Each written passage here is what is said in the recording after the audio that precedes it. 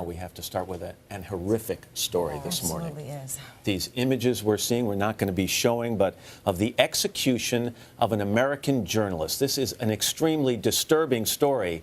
Journalist James Foley was held for nearly 2 years after he was kidnapped in Syria. His family saying that Foley gave his life trying to expose the world to the suffering there. Andrea Mitchell is NBC's chief foreign affairs correspondent. Andrea, good morning to you.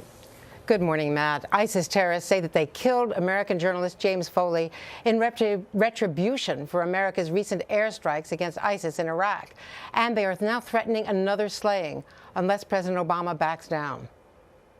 James Foley, seen here just prior to his gruesome execution by ISIS, the radical Islamist group. Foley has been missing for 2 years, believed held with other Western hostages near Raqqa in northern Syria. An experienced journalist, most recently with Global Post, Foley was abducted on Thanksgiving Day 2012 in northern Syria. 6 weeks after he went missing, his family spoke for the first time publicly about his kidnapping on Today. After 40 days without information, we felt it was important to make people aware and remind them that Jim's an objective journalist. He's an innocent journalist who is doing his job. Foley had previously been held captive for 44 days by pro-Gaddafi forces in Libya in 2011. After his release, he was passionate about the need to cover wars, despite the danger, as he told the Boston Globe.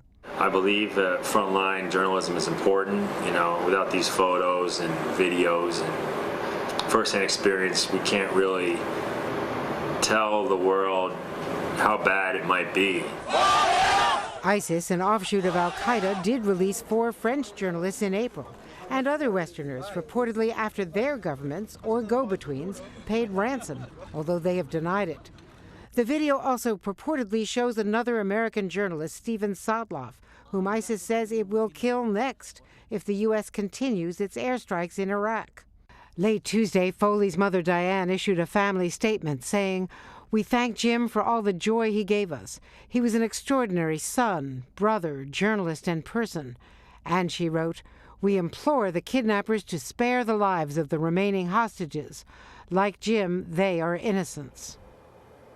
Friends who have been working actively to save Foley explored rescue missions, but they were told by the government that any U.S. operation would likely result in the death of all the hostages.